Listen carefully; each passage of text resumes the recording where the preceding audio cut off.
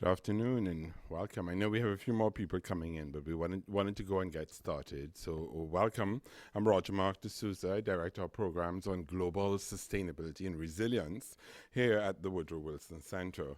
And we're pleased to welcome you this afternoon for, I think, what is a very opportune discussion, which is being hosted by the Adaptation Community, which of course we do in collaboration with USAID and a number of partners on preparing the national assessment, an opportunity to engage. And for us, this is really an opportunity to engage. And John will talk a little bit more about what we hope to get out of today's discussion and engagement. I know many of you know the Wilson Center. We serve as a living memorial for President Wilson, and we focus on international development issues. We do a number of programming around climate change with a specific focus on adaptation, resilience, mitigation, and loss and damage. So some very critical development perspectives and interventions here for us at the Wilson Center.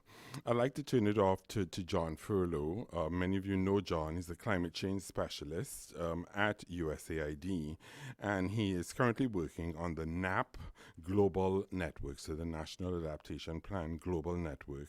And prior to his detail to state, he had led the adaptation work at USAID's Climate Change Office, providing support to missions and developing country partners as they address climate risks that could undermine development priorities. So John is going to tell us a little bit about the adaptation community. I know some of you are familiar with it, and what we hope to get out of this afternoon's discussion. So John, I'll hand it over to you. Thanks. And thanks everybody for coming. As a lot of you know, we do this every month on the third Thursday of the month. We are usually at Chemonics on H Street. Is that correct? Thank you. We're working toward a model where 3 or 4 times a year we're going to try to come here when we have a higher profile event. And thank you to the Wilson Center for hosting us this week, and thanks to Chemonics and the Atlas Project for hosting us most months. Today, Ben D'Angelo is going to give us an overview of the U.S. Global Change Research Program and the next National Climate Assessment for the U.S. And I wanted us to focus on this today because this is the first time that the National Climate Assessment will have a chapter on international activities. And so it's an opportunity for this community here and beyond to weigh in on what would be useful to us in an international component of a U.S. national assessment. We're at the very early stages of the assessment, as Ben will probably point out. And so it's a good opportunity to help shape the direction that assessment might go. And then Nancy Beller-Sims is going to talk about the Climate Resilience Toolkit, which again is a domestic-focused toolkit and set of resources. But the U.S. produces such robust information and resources on climate that could be useful to our development efforts, that I wanted to try to build a bridge between the work that the Climate Resilience Toolkit is doing as a resource that might be useful to the international community if some tweaks were made to what's actually contained within the CRT. So thanks for coming, and I'll turn it back over to Roger Mark. And we're going to end with a discussion of, you'll have a chance to weigh in and say, these are the things that would be useful to us. These are the things we'd like to find in an assessment. This looks intriguing in the Climate Resilience Toolkit. So please think about what you hear from Ben and Nancy, and then weigh in on what resonates with you. Thank you. Great, thank you. Thank you very much, John. So we'd like to kick it off, as John has indicated, starting with Ben. He serves as Deputy Executive Director of the U.S. Global Change Research Program at the White House Office of Science and Technology Policy. Previously, he worked with the EPA since 1997, initially working on stratospheric ozone protection under the Clean Air Act and the Montreal Protocol, and most recently serving as senior analyst on domestic and international efforts to address human-induced climate change. So Ben, I'll hand it over to you. Great, thank you. Thanks for inviting me. It's good to see a good crowd here. It's good to see some familiar faces. It's also very good to see some not so familiar faces. So like John said, I'm going to do 3 things basically. One, just give you a very quick sketch overview of the U.S. Global Change Research Program, USGCRP. I want to give you a status update on what is happening now with the 4th and next National Climate Assessment. And then that will set the context for the international discussion you all would like to have and how international interests may be brought into the National Climate Assessment. Okay, so just a quick overview for those of you who may not be so familiar with USGCRP, long acronym. It actually began under the late in the Reagan administration in 1989, and then was codified in law by Congress in 1990 with the Global Change Research Act. And the key phrase there that we repeat very often is that this act mandates the program to assist the nation and the world to understand, assess, predict, and respond to human-induced and natural processes of global change. And actually, if you take a look now at this Global Change Research Act, I think you'll find it's quite surprising how current the language still seems. So it was a very forward-looking piece of legislation. So USGCRP is essentially an umbrella organization, a confederation of 13 agencies. The 13 agencies who have research, either research arms or are research consumers of global change and climate change research. The total budget crosscut, this is the budget that these 13 agencies self-identify as climate change research. If you total that up, it's close to $2.5 billion. Now, the lion's share of that comes from Earth observations from NASA's program. The other big agency contributors to the budget are NOAA, NSF. Those are and then as you go down the list, DOE, USDA. Hope I'm not leaving any others out. But as you go down the list, the numbers get relatively much smaller. We have a number of under this umbrella. We have a number of working groups focused on different topics and task forces to help with assessments. We have a large number of them. Some are more active than others. So it's a very busy group. There's a lot of activity happening all of the time. And also the USGCRP is supported by essentially a secretariat. We call it the NCO, the National Coordination Office. And there's actually a large contingent of those folks right here who are playing a big role in NCA4 and all of our other activities. This gives you kind of a sense of where this program sits under the White House and interagency structure. Ultimately, the USGCRP program is responsible to and reports to the White House Office of Science and Technology Policy. So I am actually on detail from EPA to the White House OSTP, but my day job is to be the Deputy Director of USGCRP. Simple, right? The USGCRP is directed by essentially a board of directors, the SGCR. The SGCR is the subcommittee on global change research. So the SGCR contains principals, essentially a senior representative from each of the 13 member agencies under USGCRP. And that board of directors gives the program the direction. The USGCRP, as mandated under the Global Change Research Act, develops a 10-year strategic plan, the last 10-year strategic plan published a few years ago. In that plan, the program articulated 4 major goals: advanced science, and that advanced science goal is where the lion's share of the budget goes, is to support advancing, fundamental understanding of climate change and its implications. Inform decisions, conduct sustained assessments, and communicate and educate. The goals 2, 3, and 4 can be thought of as being a bundle in and of themselves to inform decisions and to assist the nation to respond.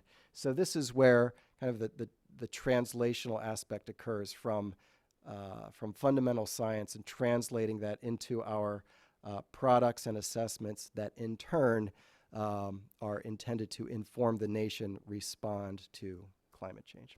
And by the way, we are providing, again, as mandated, we are providing a 3-year update to this 10-year strategic plan, and we are scheduled to come out with that 3-year update very soon. We anticipate that will be released this September, and it will continue to articulate these four major goals. Now, moving on to the National Climate Assessment. So the National Climate Assessment is also a mandated product for the USGCRP program under the Global Change Research Act. And here's some of the language from the Act. States that not less than every 4 years, so we refer to it as the quadrennial assessment. The next one is scheduled to be due in 2018. That we are to integrate findings of the program and put it into this assessment. This assessment, as I think many of you know, really is the flagship product of USGCRP. Certainly not the only product and certainly not the only activity, but probably the highest profile thing that we do. To analyze the effects of global change, and it actually, the Act itself specifies the number of sectors that we are to include in this national assessment. And this list of sectors would be very, very familiar to you if you're familiar with the IPCC reports, for example, natural environment, agriculture, energy, water resources, health and welfare, transportation, et cetera. And later on, I'll show you the working outline of NCA 4.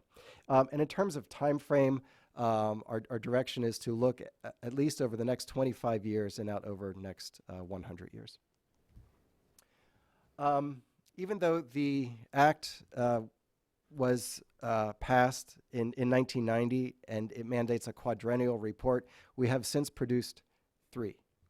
The last one was delivered in 2014, and so we very much want to stay on schedule and deliver the next one in 2018. I'll talk a little bit about the last assessment in particular, NCA 3, which we continue to hear very good things about, and that it was a very influential product and serves very much serves as a model for us moving forward for how to develop and communicate and get the word out on our assessment products.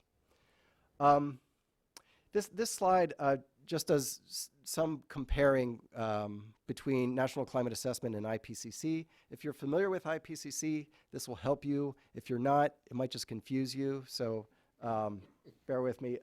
So the National Climate Assessment traditionally, and in this next one as well, will probably still focus heavily on domestic impacts. And it's very much like an IPCC Working Group 2 report. IPCC Working Group 2 focuses very much on adaptation and impacts. The response chapters in the National Climate Assessment, adaptation, greenhouse gas mitigation options, that topic has typically gotten less real estate in the National Climate Assessments compared to, say, the IPCC Working Group 3, which is totally focused on greenhouse gas mitigating the climate problem. However, we are in this response space for NCA 4. We are planning to do more in the response space on adaptation mitigation. I'll say just a little bit more about that. We are developing right now a standalone climate science special report.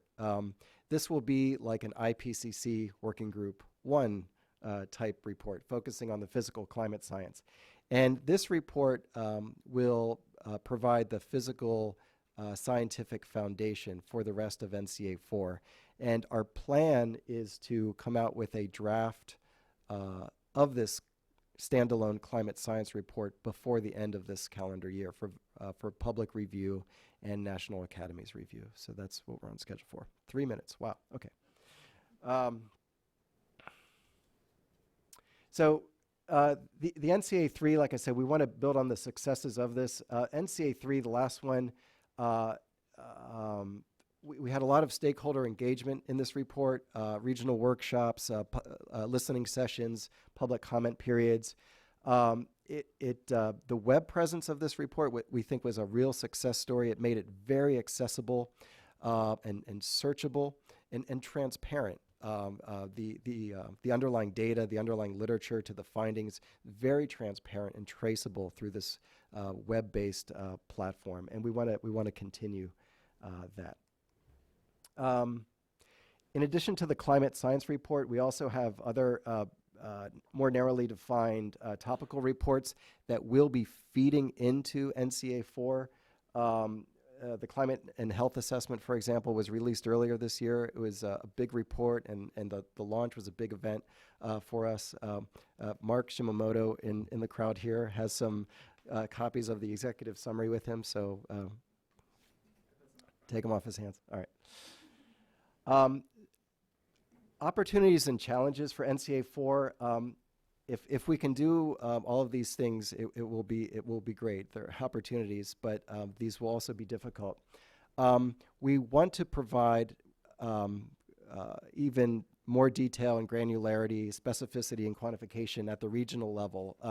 Our experience from NCA3 was that the biggest appetite and the most popular chapters of NCA3 were the regional chapters, and so we hear that, and we want to continue to supply that detailed information at the regional scale. Quantification of risk metrics, this is kind of tricky. We're thinking about how to do a better job of communicating and characterizing risk. There was recently a National Academy's workshop on risk communication where we were the client and we're working through how to bring on board their advice. We want to try to provide more consistent assumptions to do more apples-to-apples comparisons from the energy sector to the health sector by relying on consistent underlying scenario assumptions. More information on adaptation and mitigation. We want to provide the specificity that folks are looking for sector by sector in terms of identifying adaptation needs and opportunities, especially over the near term where there is a certain degree of climate change baked into the system that regardless of what you're doing on the mitigation side, you're not going to be able to avoid. Mitigation, very quickly, we're looking to present some information on the benefits, i.e. the avoided impacts, the avoided risks of different mitigation pathways. We may also begin to dabble in the area of geoengineering and climate intervention. We're actually we're addressing that topic to some extent in the underlying climate science special report, and we think we're going to carry that over into NCA4 as well, actually following up on some National Academy recommendations. Extreme events, very important, very, very tricky to include. How do you capture these kind of low probability but high impact events? They may be out there. We might not have them well quantified, but how do you communicate to a number of audiences that there may be risks out there to pay attention to? Implications of climate change and implication of impacts in other parts of the world for the United States. Like John said, we're opening up the door in NCA4 to do a more thorough job on the international front. We don't want to duplicate IPCC, so we're not, frankly, we're not looking for the international chapter to be 1,000 pages, but we are exploring and scoping out exactly how best to capture and through what lens do we want to approach the international issues. I'm probably over time now, aren't I? 1 minute. 1 minute. 1 minute. Let's see here. We have so this is our working outline of NCA4. Lots of sectors, lots of regions and response chapters, and an underlying scientific foundation in that section too. So this is the working outline. It may be tweaked as we go along, but this is our kind of for organizational purposes moving forward. We have already put out a draft prospectus and outline for comment. That comment period closed a couple months ago. We have out now a call to nominate authors and to also request technical inputs. The request for authors focuses on non-feds, in the model that we have planned for NCA4, non-federal folks will be the leads for the regional chapters, and they will be empowered to constitute their own author teams with guidance and in close conjunction with the Federal Steering Committee and a group of federal CLAs. The sectoral chapters, we plan for those to be fairly short, national level kind of highlights, if you will. Those national level sectoral chapters are going to be led by the federal agencies. So we've already have more or less completed the process of assigning different agencies to different chapters. Like Department of Energy, you do the energy chapter. That wasn't such a hard sell. So we have a federal steering committee. We're going to have a group of federal CLAs, and the regional chapters will be developed and led very much by the non-federal expert community. We're still early in the process. Obviously, none of this is written yet. There might be a lot of questions. Have you thought about this? Have you thought about that? We are thinking about a lot, but we haven't really done anything yet other than establish our process timeline, and we're still in the midst of settling our author teams. And I'll just close by showing you the timeline here.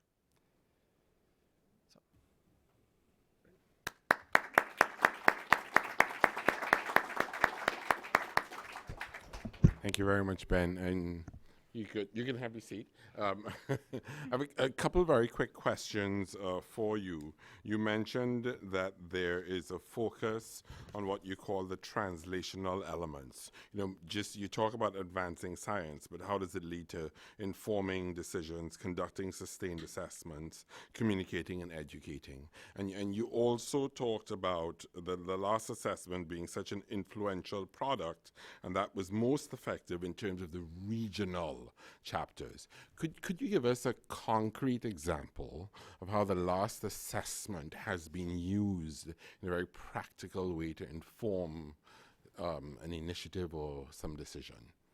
We get this question all the time, and I still don't have a great answer. We are doing well. I'll answer it in two ways that are somewhat evasive.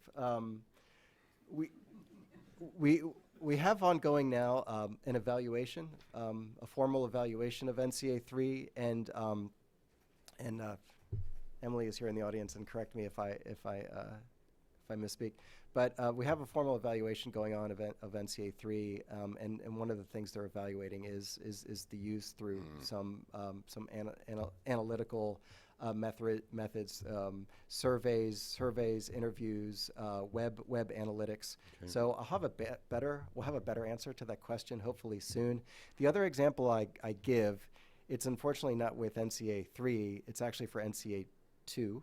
But one of the things I did at EPA a number of years ago was help lead EPA's decision to make the endangerment finding for greenhouse gases under the Clean Air Act, that greenhouse gases threaten health and welfare of current and future generations of Americans. And one of, not the only, but one of the key scientific underpinnings of that decision was the second National Climate Assessment. Okay, great.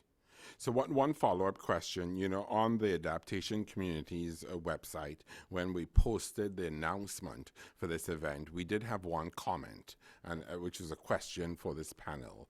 And I'm not going to go through the full comment, but it starts by saying, it's pretty obvious that the rate of change in our climate is accelerating. Mm-hmm. And then it goes to say, might there be some climate data and trends that can demonstrate the acceleration in better detail with more dramatic yet plausible projections about what our species is facing where, when, and by when?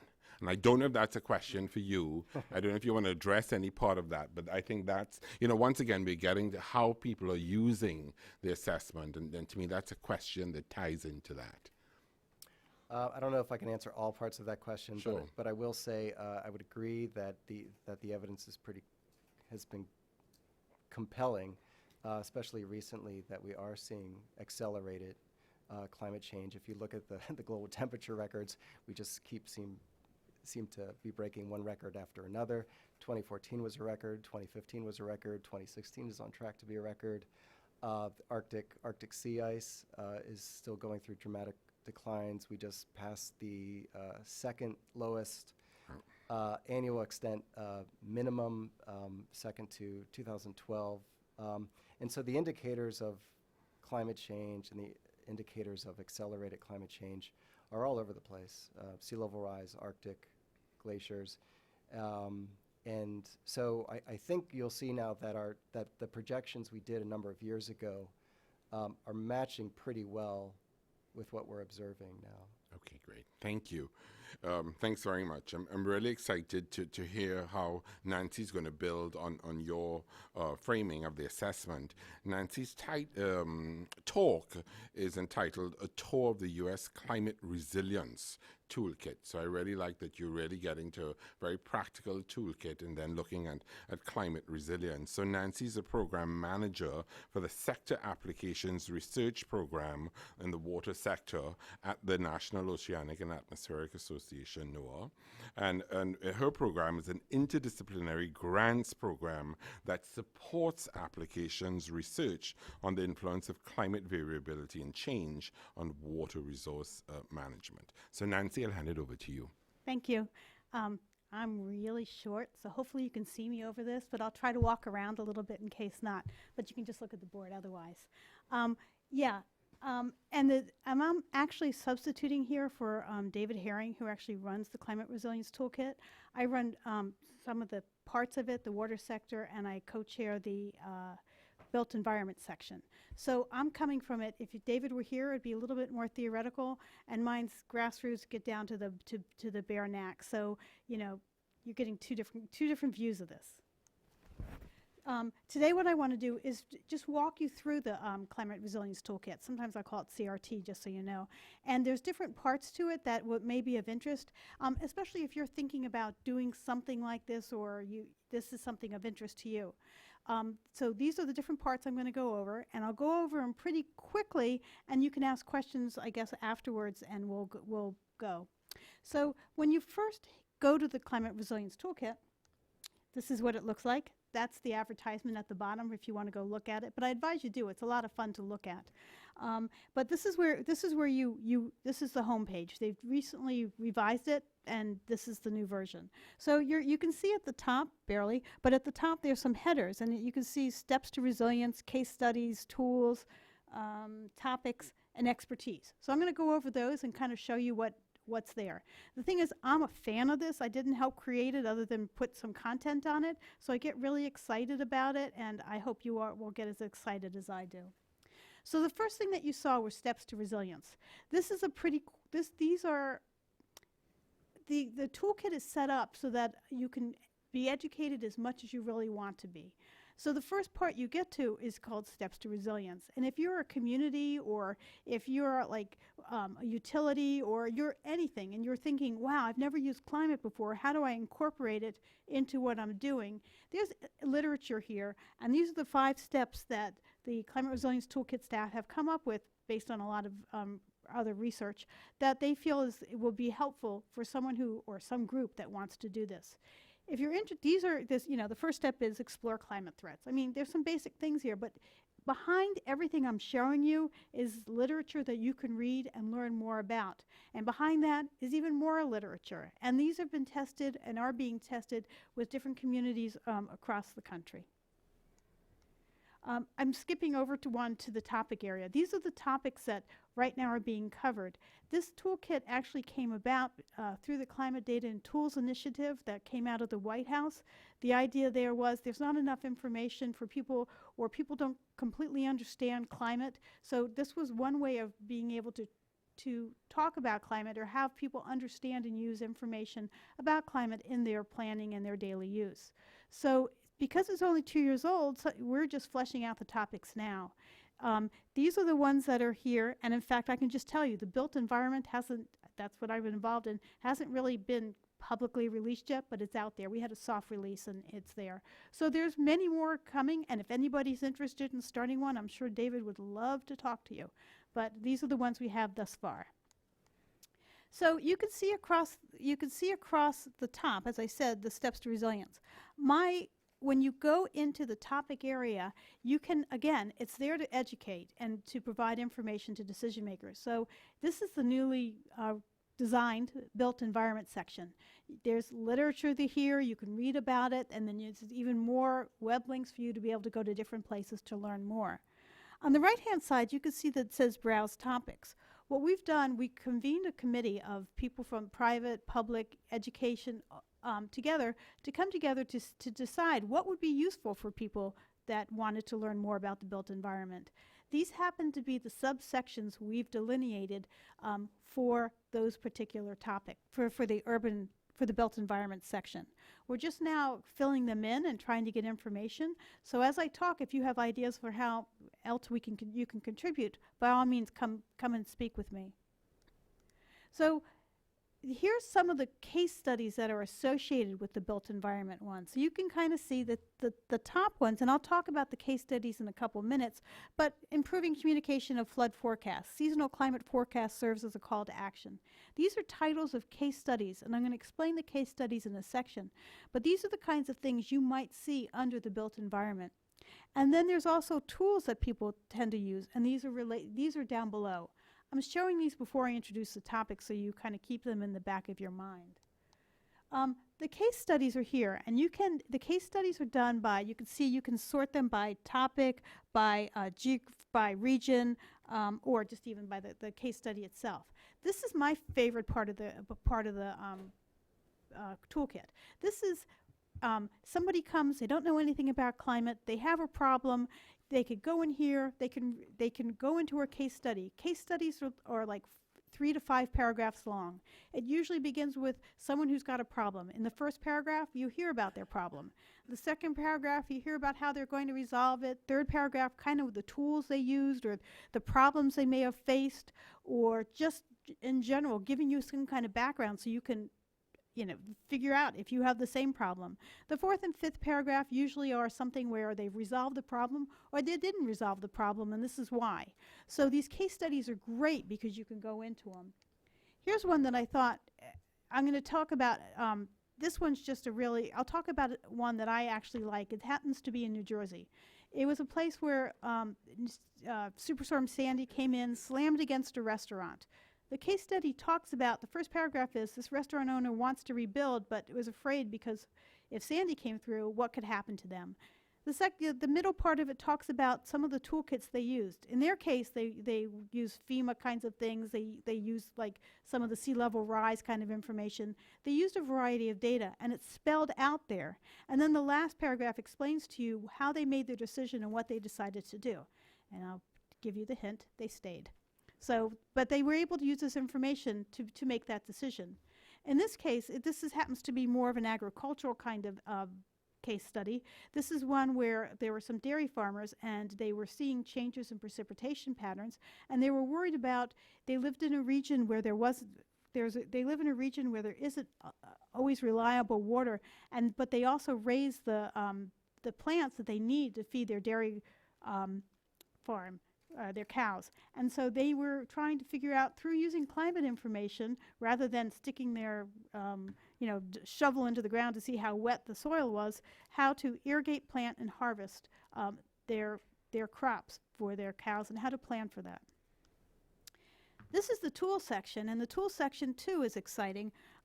You can look at tools by topic area, all the tools or projection kinds of tools, but this is where we've gone around and found tools that would be useful from decision makers, and they're in there. You can look at the tool. There's descriptions of each tool.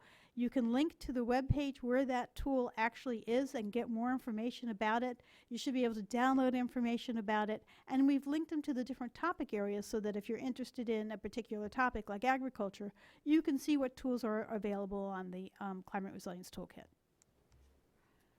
We have something that one of the tools that we've actually developed is something called the Climate Explorer. This is something that the CRT staff are really excited about. In my mind, as a geographer, I look at it almost like a GIS tool. There's two components to it. They've recently released a new version of it, which I'm going to show you first. And we were talking a second ago, you asked the question about, will you be able to see what's happening as far as the forecast? Well, here's an example. Now, again, this is just for the US right now, but this is Phoenix, Arizona. You can go in the Climate Resilience Toolkit, identify your area, usually a city or a county, and you could pull up information, and it will provide information on temperature, precip, other things like heating degree days, the weather stations that are nearby on a map. And you can see in the graphic that's there, this is just one of the things you can pull up from the Climate Explorer. The light gray information is information that's recorded. And you can see the different, GCMs and where we expect, or where is, not we, like me, but scientists expect that this is going to happen, what's going to happen in this particular locale in the future. So this is just newly released information, and it's out there, and you can just go in and play with it. The old Climate Explorer, it's still the same Climate Explorer, but you were able to look at a story, and like I told you about the New Jersey case and the kind of data sets they have, where you could, on the right-hand side, if you looked at that story, you're able to look at the data sets they used, check off whatever data sets it is. Those little bars help you, make things darker or lighter, and help you determine what kind of information you want on a map. But then the cool thing is that this happens to be, one of the, on the East Coast of the United States, you could pull the south and look at more like in the southern part of the United States. So you can use the same data sets in your locale. The last section, well, one of the last sections of this is something called expertise. There's information here on finding experts, and again, it's a U.S. map, and it shows many of the federal agencies and where they have people, and actually their phone numbers and how to get hold of them. Training courses, and we're working on this right now to begin to look at a learning progression. Right now they're just out there, and you could browse by subject area, and then some of the reports that are out there and available. Here's just to show you the training courses. You could do it by type of training. You could look at the difficulty. But even this morning we were talking about, well, how can we make this more relevant to decision makers? So again, it's only 2 years old, and there's lots of room for improvement. There's also a section at the bottom for those that are interested on funding opportunities, which is always of interest to people wanting to do more. The last thing I want to talk about really quickly is the Water Resources Dashboard. That's part of the water section. And it's a tool we came together with the Water Utility Foundations and the American Planning Association, where they said, well, we really don't have information all in one place. We really would like that information. They surveyed their clientele. We worked together, and we developed, it's not really a dashboard, but a compendium of data sets. Oh, these are the groups we worked with. We met regularly. They surveyed their people. We didn't survey anyone. We found out how they use their climate information, and we were surprised to find out, well, understanding risk for water supply makes sense, but we were surprised to find out they don't use it to rebuild after an extreme event. And this is the toolkit. If you laid it all out, these are the data sets. But what's really cool about it now is that we are understanding that the organizations want to know more about it. That's okay now. It's all in one place. That's great. And we're going to revisit and decide if these are the right ones. But what we're doing now is a series of learning sessions where we have, well, like for instance up at the top, the quantitative precipitation forecast. We have half-hour sessions where scientists explain in 5 minutes what's important, about that data set, how you can use it. 5 minutes by a user who says, this is how I apply it to my problems, and then 20 minutes or so of questions and answers. And then we cut it off after half hour, we record it, we put it on here for reference so that other people can, if they miss the session or they want a refresher, they can come here and try to understand more about what they've missed. Here's a picture of the learning session. It's on YouTube, and then it comes off. If you're interested in being on the listserv that advertises that, let me know as well. So there's a lot going on. It's really exciting, and thank you very much.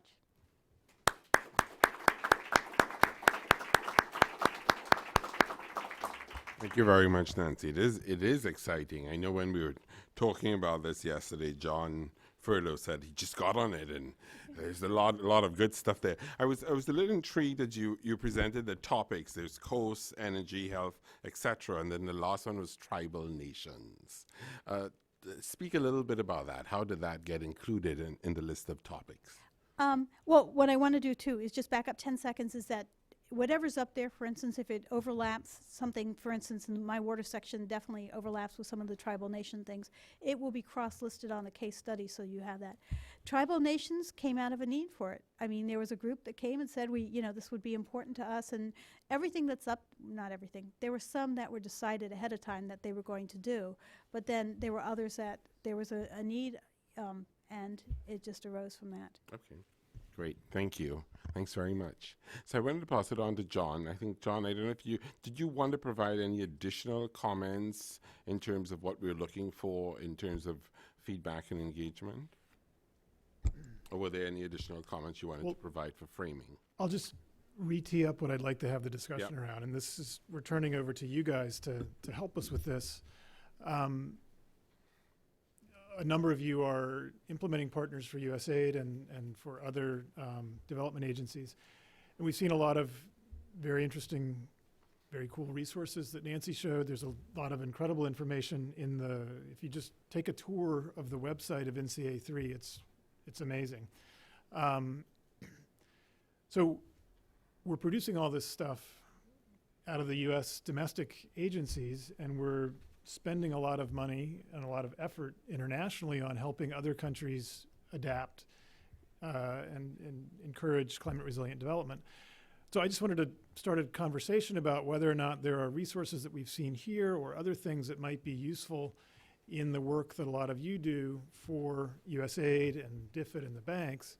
And because we're developing the first ever international chapter for NCA4, what would be useful to have in there? As Ben said, it's not going to be an IPCC style assessment. There would be no point in doing that.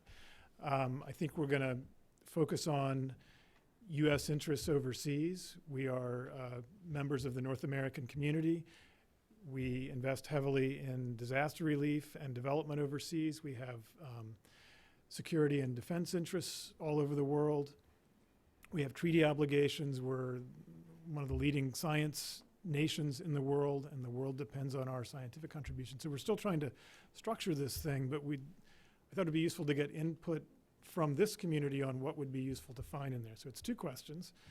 I guess the shorthand would be, when you're doing work for aid or another agency, where do you go for information? And did you see things in Nancy's presentation that seemed like they would be useful to you? And would it be worth starting a discussion with NOAA and USGCRP about expanding the geographic reach of something like the Toolkit? And then what would you like to see in a brief chapter on international issues in the assessment of climate impacts in the United States? Great. So I think two important questions that we want to get your thoughts and questions on. But we have three additional resource people that we'd just like to reach out to before we get to you, so you know they're here. You have a sense of their role, and they would provide some additional framing comments on what they're working on now and how it feeds into some of the commentary that we'll get from you. So Peter, if that's okay, I'm going to start with you. Peter's the Vice President of ICF International. So talk a little bit about your role in this process and any additional comments you'd like to add. Sure. Thanks, Roger Mark, and thanks to the speakers. So I have a couple of comments, and the comments are not from any kind of representation of the GCRP or the National Climate Assessment, but really more from my perspective in working on numerous projects where we've used information that's produced in the United States for the purposes of promoting international development. And that information has been invaluable into that process. But actually, before I say that, Ben, domestically, we've used at ICF International, we've used the National Climate Assessment in just about every project that we've worked on that has helped to promote adaptation. And that's for DOT, that's for DOD, for GSA, for DOI, and it's a long list of agencies, and it's been a really invaluable bedrock for that. But in terms of the international development context and the work that we do internationally, like many of our partners in this room, the kinds of statements that have been in the NCA to date and in the IPCC they've focused on problem statements. They've said, Houston, we have a problem. There's an issue that we need to deal with. And that message, I think, is fairly loud and clear in the developing world at this stage. The partners that we work with around the world, they live and breathe climate change, and it's in general, it's not something that they need to be convinced of, that it's something that they need to deal with. And the questions that they're asking, and where assessments can really step up to meet a need, is to answer the question, what do we do? How do we do it? What's the information that we should use? So what's the granular information at the scale of my decisions that's related to hazards? What can you tell me about the exposure of the projects or the plans that I'm making? What can you tell me about the sensitivity of my particular sector or the adaptive capacity at a very granular level? And then really fundamentally, what do we do? What are the tested adaptation options that we can deploy and bring to the field, considering effectiveness, costs, benefits, co-benefits, feasibility, flexibility, robustness, et cetera, those kinds of things. And to bring that, to the extent that these assessments can frame it in kind of a development first context. And I think, John, you've really been a champion of that phrase, development first. And I'll explain what I mean, or maybe what you mean by that, I think, is really framing things from the development lens as opposed to from a climate lens. Because most of the people that we're supporting, and I think many of the people in this room are supporting, are not climate scientists, and they don't want to be climate scientists. They have a day job, and it's not climate. It's working to promote lifting people out of poverty. Economic growth, good governance, et cetera. Climate intersects with that, but it's not their main focus. And a lot of times in these assessments, we come at it with the climate hammer. It's like, woo, where's the climate nail that I can whack with the climate hammer? And that just kind of lands with a thud a lot of times in I think the work that we do in this room. And so to the extent that the information can be framed from a development perspective, so what are the very specific development challenges that people are facing, and how does climate intersect with that? I think that will help to make it more and more salient. Then I guess my last comment about the National Climate Assessment is I think that even the third assessment, it has in fact been valuable to the development community, in part because the funding in this country and the granularity of information in this country is almost unprecedented. Maybe not with respect to Europe, but certainly in most of the developing countries. And so there are analyses and sort of process understanding that's possible that has been generated in the United States. So, for example, the work that is manifested in the health assessment that Mark Shimamoto led, it's very sort of granular information about the relationship between climate and health. And we can take that understanding, those causal chains that understanding is developed here in the United States, and we can translate that, because people are people, although the context can be radically different, but there are things that we can take in terms of sectoral knowledge. We can also take some of the regional knowledge, and I think it was pointed out that there's the Pacific Islands chapter. Well, some of the most vulnerable developing countries share some of the same context that the U.S. territories have, and so we can learn some things there. So I think that there is some direct translatability, and I guess I said that was the last comment, but I do have one more thing. That one of the things that has been really valuable in, as we work, is to kind of tier information. So you start with that problem statement, but because sometimes people that we're working with are very new to climate change and new to this issue, so they need that orientation. But then if you can structure the way the exposition of the National Climate Assessment to kind of tier down into more and more detailed information that has this imprimatur, this stamp, this gold stamp, and I think that's a really important part of the assessment process, is that sort of stamp of authority from the U.S. government. Tier further and further down into information about what do we do. And there are ways of layering that in the assessment that I think you guys have the potential to be really creative about how you lay that out. So I will stop there. Great. Thanks. Thank you, Peter. I'll ask you to hand the mic to Emily. So Emily Therese-Coyd is the Engagement and Outreach Lead for USGCRP National Coordination Office. So Emily? Yeah, thanks.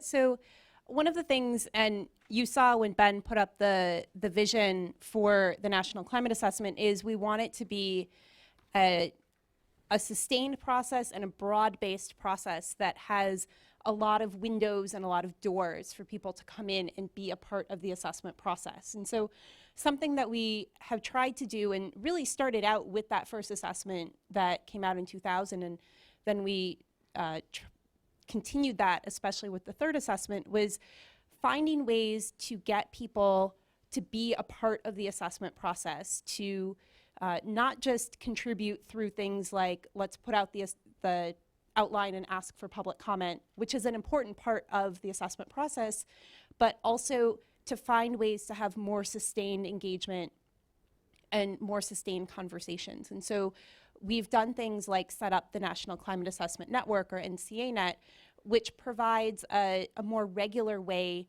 to provide updates on what's happening with the assessment to the broader community, and to encourage information sharing and knowledge sharing, and really be a community of practice among groups that are interested in the assessment and want to take what they learned in the assessment out to their own communities, and conversely collect information and knowledge from their communities and bring it back to the assessment through some of those formal input processes. And so we've done that. We had, I think, very successful experiments with different ways of engagement in NCA 3, and we are continuing to explore that as we move forward with the sustained assessment process.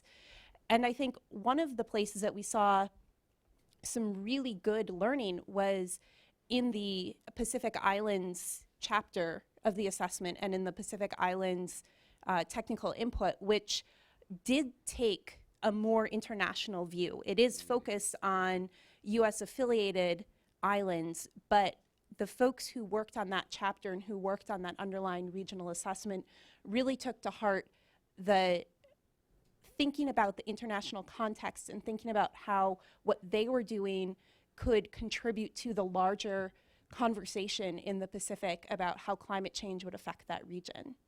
So that's just one example of how what we're doing with the National Climate Assessment is filtering out and connecting to activities more globally. Great, thank you. That's very useful. So Apurva Dave, he's an international coordinator, recently appointed, and is helping with the National Coordination Office integrate the international content, and he's also helping to coordinate and manage an interagency working group looking at the international dimension. So I'll hand it over to you. Thank you. I'll turn around. So as Roger Mark said, I recently joined the program about a month and a half ago. And so, like many of you, I'm approaching the NCA 4 and the international chapter specifically from a relatively unexperienced point of view. And so from that perspective, I think it's useful to think about the significance in a broad framing of this chapter and the NCA 4. So programmatically, the chapter is really important because it allows the program, USGCRP, to kind of live in to several important aspects of the founding legislation for the program. The Global Change Research Act tells the program that we have to promote international, intergovernmental, cooperative research on climate change. It mandates us to involve developing country scientists, and it also mandates the program to promote the development of tools and products and technical assistance and other types of assistance that allow developing countries to improve their standards of living and avoid harm to the environment and to the climate. So from a programmatic standpoint of view, this chapter is really important because it allows the program to really strengthen those connections between what we're doing on the U.S. federal side and the developing world and the development community. From the point of view of the audience, people like you who are going to be consuming the NCA4, who have insights that could potentially feed into the development of the international chapter, it's also significant because the chapter itself, as Ben pointed out, these assessments are influential products within the federal government. They help frame future regulatory actions or future policy actions. They provide a knowledge base that underpins some of those decisions. And so at this stage in the development of this international chapter, you have the ability to provide insights, again, that will help, really shape how the international context is framed in this document, in this important document.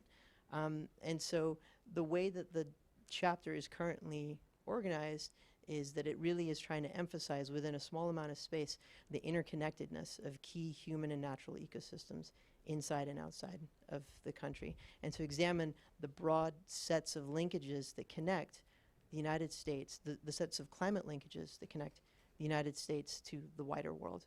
And the way that we've currently organized it is to look at economic linkages, defense and security linkages, linkages that act on natural systems that span the United States' national borders. But most relevant to you and to this audience is the document, the chapter will examine the linkages that are associated or that have impacts on the development and social aspects. And so by that I mean, of course, that the United States has a significant footprint in terms of projects and investments overseas, and we feel the impacts of climate change through the impacts of climate change on those types of operations. So, again, this is a 6 to 8 page chapter, and so this theme of interconnectedness also extends to the linkages that we're kind of the broad organizations that we're looking at within the chapter. So, of course, economic impacts and security and defense impacts eventually translate into development impacts in some shape or the other. And there are connections, again, between development impacts and those other spheres. So the way in which this chapter is developed through the inputs of people like you is really, really important because we want to be able to concisely, package all of those relationships into something that's coherent and meaningful and impactful moving on.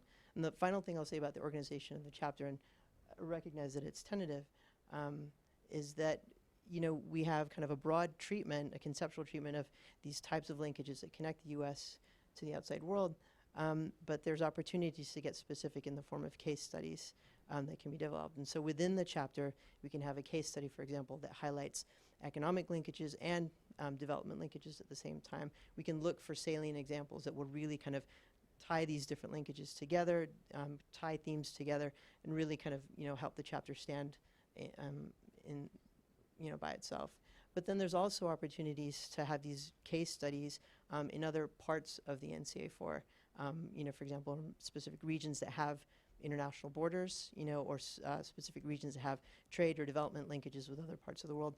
Those case studies could also be placed in those parts. So the way in which this chapter is framed, the way in which the linkages are developed, the specific case studies that are embedded within the chapter and throughout the document, it's an opportunity to create something that's coherent and, again, meaningful and most of all impactful moving forward. And Great. that's where input from people like you is valuable. Thank you. So let's open it up now to this input. So let's move quickly. My colleagues are ready with the microphones. Your name, affiliation, and get quickly to your question or statement. And let's start with you, please.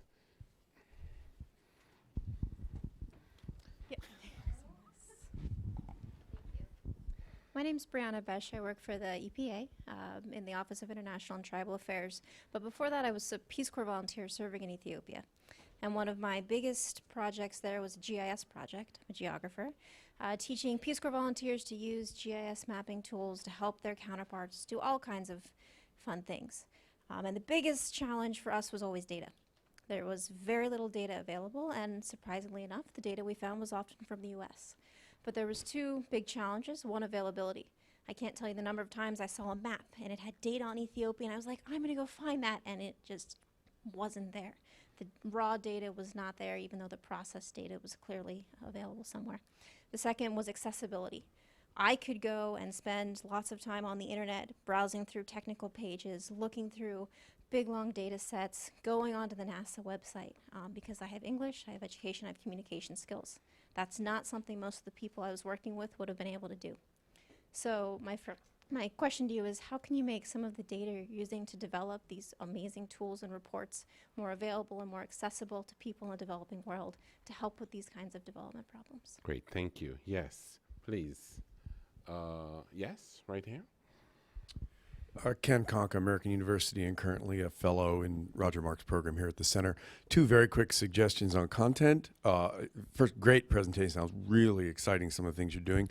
On the cases, I hope you will have the space to include negative cases. It's great to include positive stuff about diffusion of ideas and so on, but you know, we don't learn anything from Madison, Wisconsin repiping its whole water system unless we put it next to Flint, Michigan. And that can be really hard for you all to do. Some mayor calls, you know, et cetera. The research community needs you to include those kind of cases as well. And so feel empowered to do that. On the table of contents in the next assessment, one of the themes that came through really strongly for me in the last assessment was multiple stressors. And while this, you know, economic interest might experience it sectorally, people are going to experience it through that kind of cocktail effect. I think this report is the time to really go for it in terms of not just conceptualizing the idea of multiple stressors, but doing kind of a cluster analysis to start to name them, right? So here in DC, we've got a huge problem with stormwater and wastewater exactly because of the combination of multiple stressors of multiple jurisdictions, poverty, climate change to be sure, and water quality. And if you can start, I mean, it won't happen, but I would love to see the report's table of contents not be forests, energy, water, et cetera, but cluster of factors, one, that creates that kind of vulnerability and adaptation opportunity. Cluster of factors 2, 3. I think you've established that it's the kind of the cutting edge of where we need to be. Even if it's just calling out a few of them and really tangibly, I think it's time to do that. And I hope you'll boldly go forward with that. Great, thank you. Yes, please, at the back.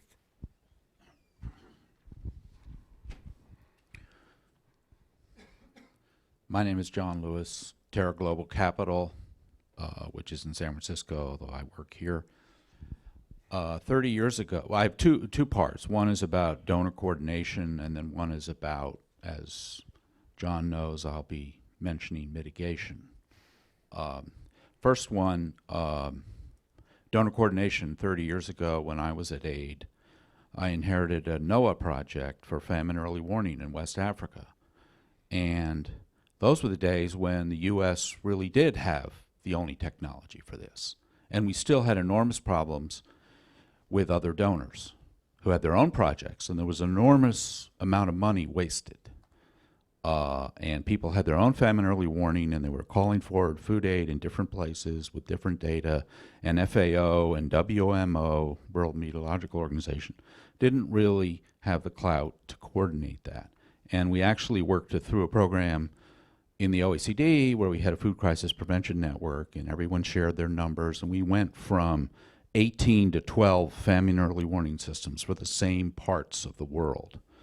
And as I say, those were the days when we had the satellites. Now, there are a lot of satellites out there, and I was back out there 30 years later last year, or 29 years later, and there were huge World Bank programs, huge EU programs, and even within the same counterpart organization, they didn't talk to each other. Now, 30 years ago, AID had a number of donor coordination positions at the OECD, in the UN system, where the other donors would leave their guns at the door and they try and save each other money. And so I just haven't heard much about that. Like the U.S. is the only rich country out there that can do this stuff internationally. And aren't they lucky that they have 30% of their time to deal with us while they spend the other 60% or 70% dealing with other donor programs that don't connect, and they get paid salary supplements by all three of them, and it gets very confusing. And I think it's just gone backwards in that direction from what I saw out there in West Africa. That's a comment. My question about mitigation, when I was out there last year, most of these conversations led to, so how can all these information systems get us an emissions reference level? Because without an emissions reference level, we can't sell offsets. And some of these countries have very little else to sell but reforestation or avoided deforestation offset credits. Now, I know aid has separated adaptation and mitigation, even if half of the best adaptation process in rural areas, some of the best adaptation choices also can, if you have an emissions reference level, earn you mitigation credits. And that's money. And that's what a lot of people want to talk to. And you say, oh, well, we're doing adaptation, actually. And they don't want the meeting to be about adaptation. They want it to be about an emissions reference level. So that's more of a question than a comment. Okay, great. Thank you. Other questions, comments? Yes, please. Let's try to move quickly because I'm aware of the time. Thank you. Hello. Tim Ryder with the Climate Reality Project.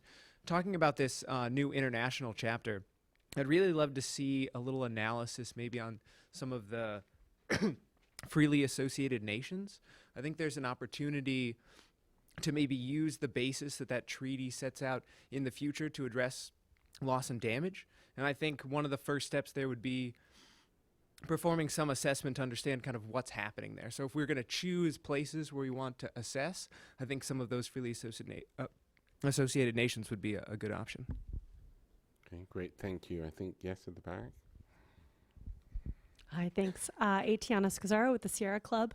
Wanted to echo the opportunity to think about displaced peoples and what that'll look like in the future and how that'll be part of this conversation. The other was about the multiple stressors, and one thing that was not highlighted in NCA 3 that I would love to see more of in NCA 4 is around gender and the impact on women and LGBTQ communities here in the United States, and what vulnerabilities they're facing in addition.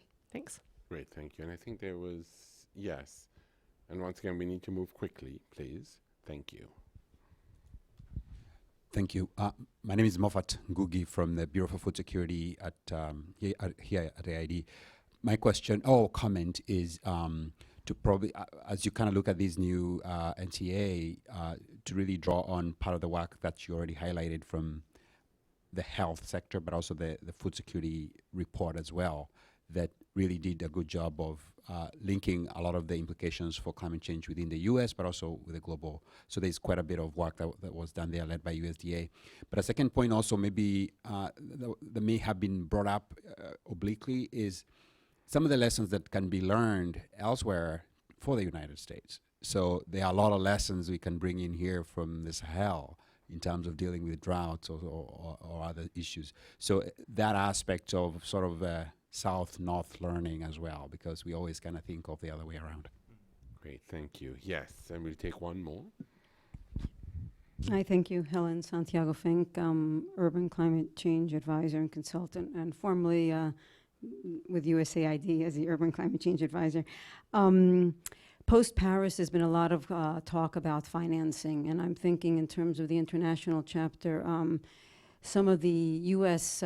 programs that have actually looked at financing and cap and trade. I'm thinking particularly of the California system and the RGGI, East Coast.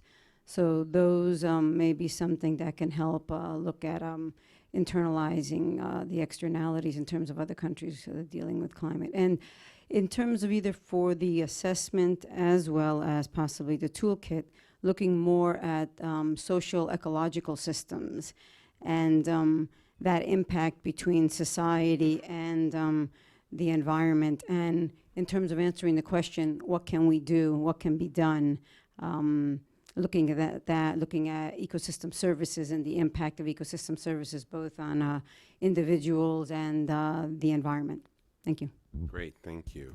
So, Ben, I'll start with you, if that's okay. And there are a number of questions and comments, and you don't have to respond to everything, but a question on data availability and accessibility, the opportunity to look at also negative cases and multiple stressors, points about donor coordination and mitigation in the context of an emissions reference level and setting offsets, looking at associated nations in the context of loss and damage, questions around displaced people, gender, LGBT communities, and their particular vulnerabilities, learning from food security and south to north learning, what can we learn from what's happening outside of the United States, questions about financing, how does that fit in, and then linking social and ecological systems. So a very short list of issues for you to think about, but this is part of the engagement. I believe the answer is 4.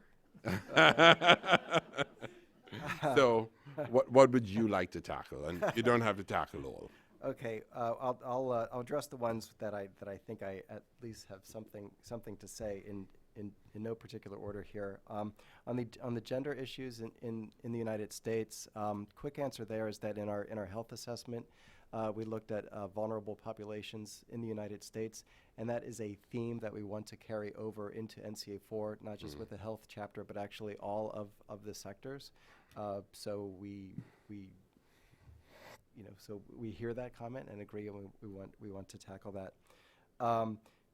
Cascading effects, was that in your list? Cascading effects, cross-sectoral effects. We agree that to the extent that the science allows, and we are getting in a better position to be able to address multiple sectors and not just kind of static sector by sector. And in fact, the prospectus that we put out for public comment, we mentioned at least a few examples: land, energy, water nexus, climate change, air quality, interface issues. So we have been talking about some of this. It's not always easy to capture in a table of contents, but we do want to tackle some of these cross-sectoral cascading effect kind of issues. On the international front, the emissions reference level, this is getting a little bit outside of my expertise, but there is in the post, well, even before, but now especially in the post-Paris world, there is a lot of work in the IPCC to, well, they already have international guidelines for all countries to report their emissions, and in the Paris Agreement, the agreement was to continue to look to the IPCC body to use their guidelines to report, and agencies like EPA, I don't know the exact extent of it, but have been doing work to build capacity in developing countries so that they can do a better job of counting their emissions. Lessons learned elsewhere for the United States, quick answer is I agree, but it's not something we've discussed too much yet, but I agree that's something we should look at.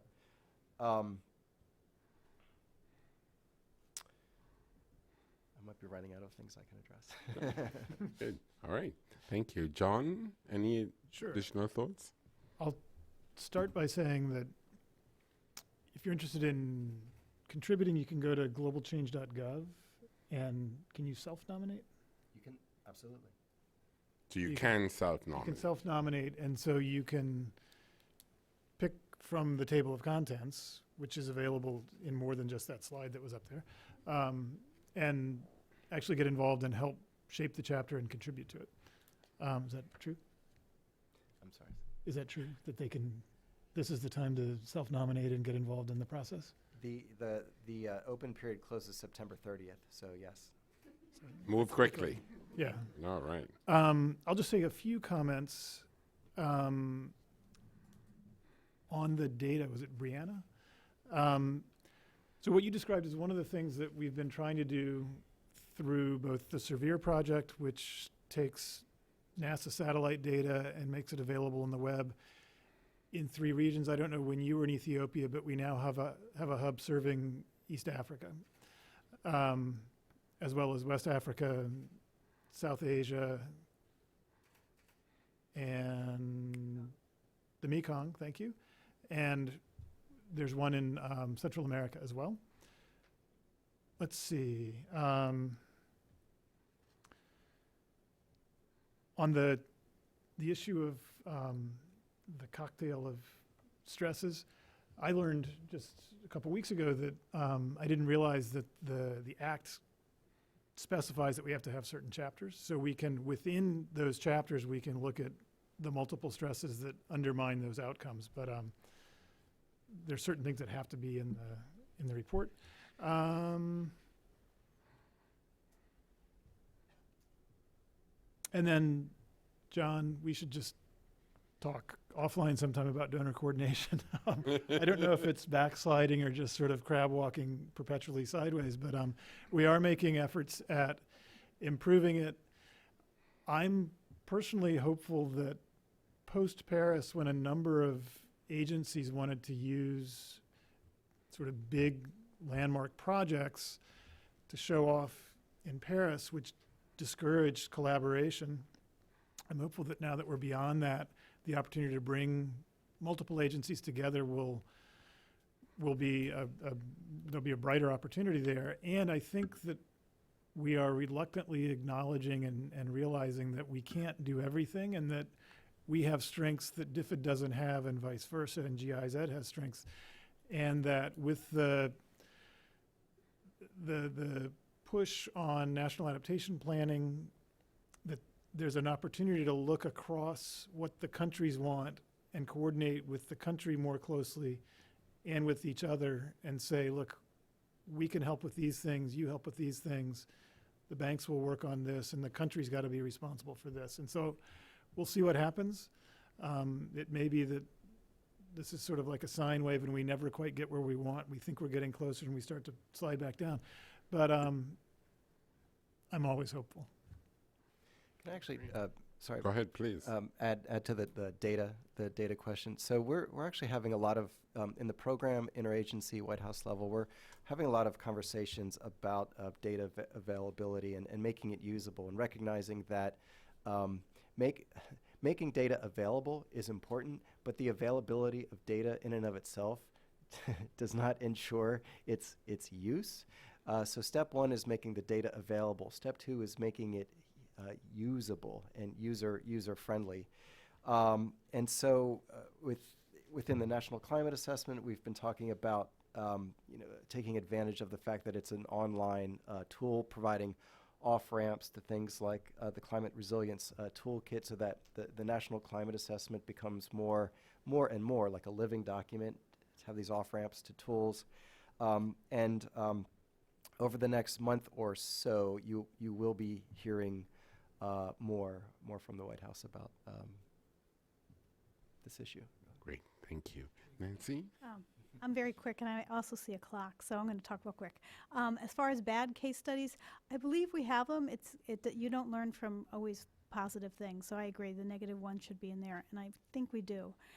And then the only other one I think that hasn't been answered or is relevant is the social and ecological linking.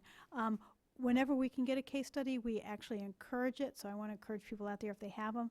But the one thing about the built environment sector, or the section of it on the, is that one of the co-leads was from the Forest Service. So between the 3 of us, I'm pretty sure that there are some case studies there. But if you have more to offer, by all means, let us know. Thank you. Great, thank you. So I think, thank you for your engagement. I hope you come out of today's session with a clear sense of the assessments in terms of advancing science, informing decision-making, sustained assessments, and the importance of communicating and education out of what's happening with the assessments.